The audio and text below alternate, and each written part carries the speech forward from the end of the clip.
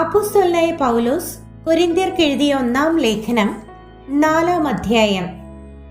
ഞങ്ങളെ ക്രിസ്തുവിന്റെ ശുശ്രൂഷക്കാരും ദൈവമർമ്മങ്ങളുടെ ഗൃഹവിചാരകന്മാരും എന്നിങ്ങനെ ഓരോരുത്തൻ എണ്ണിക്കൊള്ളട്ടെ.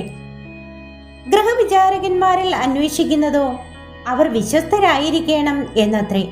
നിങ്ങളോ മനുഷ്യർ കഴിക്കുന്ന പല വിസ്താരത്തിലോ എന്നെ വിധിക്കുന്നത് എനിക്ക് എത്രയും ലഘുകാര്യം. ഞാൻ എന്നെ തന്നെ വിധിക്കുന്നതുമില്ല. എനിക്ക് യാതൊരു കുറ്റത്തെക്കുറിച്ചും ബോധമില്ലെങ്കിലും അതിനാൽ ഞാൻ നീതിമാൻ എന്ന് വരികയില്ല. എന്നെ വിധിക്കുന്നത് കർത്താവാകുന്നു. ആകയാൽ കർത്താവ് വരുവോളം സമയത്തിനു മുൻപേ ഒന്നും വിധിക്കരുത്. അവൻ ഇരുട്ടിൽ മറഞ്ഞിരിക്കുന്നത് വെളിച്ചത്താക്കി ഹൃദയങ്ങളുടെ ആലോചനകളെ വെളിപ്പെടുത്തും. അന്ന് ഓരോരുത്തന് ദൈവത്തിങ്കൽ നിന്ന് പുകഴ്ചയുണ്ടാകും. സഹോദരന്മാരെ, ഇത് ഞാൻ നിങ്ങൾ നിമിത്തം എന്നെയും അപ്പൊല്ലോസിനെയും ഉദ്ദേശിച്ച് പറഞ്ഞിരിക്കുന്നത്. എഴുതിയിരിക്കുന്നതിനപ്പുറം ഭാവിക്കാതിരിപ്പാൻ ഞങ്ങളുടെ ദൃഷ്ടാന്തം കണ്ടു പഠിക്കേണ്ടതിനും ആരും ഒരുത്തന് അനുകൂലമായും മറ്റൊരുവന് പ്രതികൂലമായും ചീർത്തു പോകാതിരിക്കേണ്ടതിനും തന്നെ. നിന്നെ വിശേഷിപ്പിക്കുന്നത് ആർ? ലഭിച്ചതല്ലാതെ നിനക്കെന്തുള്ളൂ?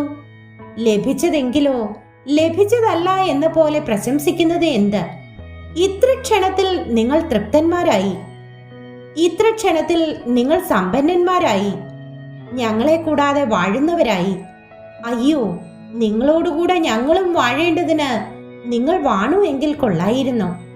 ഞങ്ങൾ ലോകത്തിന്, ദൂതന്മാർക്കും മനുഷ്യർക്കും തന്നെ കൂത്തുകാഴ്ചയായി തീർന്നിരിക്കയാൽ ദൈവം അപ്പോസ്തലന്മാരായ ഞങ്ങളെ ഒടുക്കത്തവരായി മരണവിധിയിൽ ഉൾപ്പെട്ടവരെ പോലെ നിർത്തി എന്ന് എനിക്ക് തോന്നുന്നു. ഞങ്ങൾ ക്രിസ്തു നിമിത്തം ഭോഷന്മാർ, നിങ്ങൾ ക്രിസ്തുവിൽ വിവേകികൾ. ഞങ്ങൾ ബലഹീനർ, നിങ്ങൾ ബലവാന്മാർ. നിങ്ങൾ മഹത്തുക്കൾ, ഞങ്ങൾ മാനഹീനർ അത്രേ. ഈ നാഴിക വരെ ഞങ്ങൾ വിശന്നും ദാഹിച്ചും ഉടുപ്പാനില്ലാതെയും കുത്തുകൊണ്ടും സ്ഥിരവാസം കൂടാതെയും ഇരിക്കുന്നു. സ്വന്തം കൈയാൽ വേല ചെയ്ത് അധ്വാനിക്കുന്നു. ശകാരം കേട്ടിട്ട് ആശീർവദിക്കുന്നു. ഉപദ്രവം ഏറ്റിട്ട് സഹിക്കുന്നു.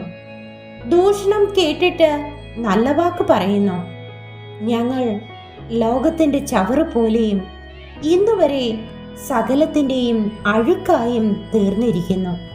നിങ്ങളെ നാണിപ്പിപ്പാനല്ല, എൻ്റെ പ്രിയ മക്കളോട് എന്ന പോലെ ബുദ്ധി പറഞ്ഞുകൊണ്ട് ഇത് എഴുതുന്നു.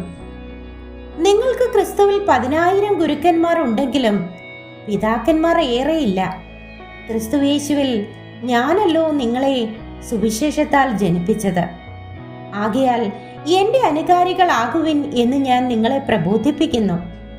ഇത് നിമിത്തം കർത്താവിൽ വിശ്വസ്തനും എൻ്റെ പ്രിയ മകനുമായ തീമോഥെയോസിനെ നിങ്ങളുടെ അടുക്കൽ അയച്ചിരിക്കുന്നു. ഞാൻ എങ്ങും ഏത് സഭയിലും ഉപദേശിക്കുന്നത് പോലെ ക്രിസ്തുവിലുള്ള എൻ്റെ വഴികൾ അവൻ നിങ്ങളെ ഓർപ്പിക്കും. എങ്കിലും ഞാൻ നിങ്ങളുടെ അടുക്കൽ വരികയില്ല എന്ന് വെച്ച് ചിലർ ചീർത്തിരിക്കുന്നു. കർത്താവിന് ഇഷ്ടമെങ്കിൽ ഞാൻ വേഗം നിങ്ങളുടെ അടുക്കൽ വന്ന് ചീർത്തിരിക്കുന്നവരുടെ വാക്കല്ല, ശക്തി തന്നെ കണ്ടറിയും. ദൈവരാജ്യം വചനത്തിലല്ല, ശക്തിയിലത്രയാകുന്നു. നിങ്ങൾക്ക് ഏതു വേണം? ഞാൻ വടിയോടുകൂടെയോ സ്നേഹത്തിലും സൗമ്യ അൽപാവിലുമോ നിങ്ങളുടെ അടുക്കൽ വരേണ്ടത്?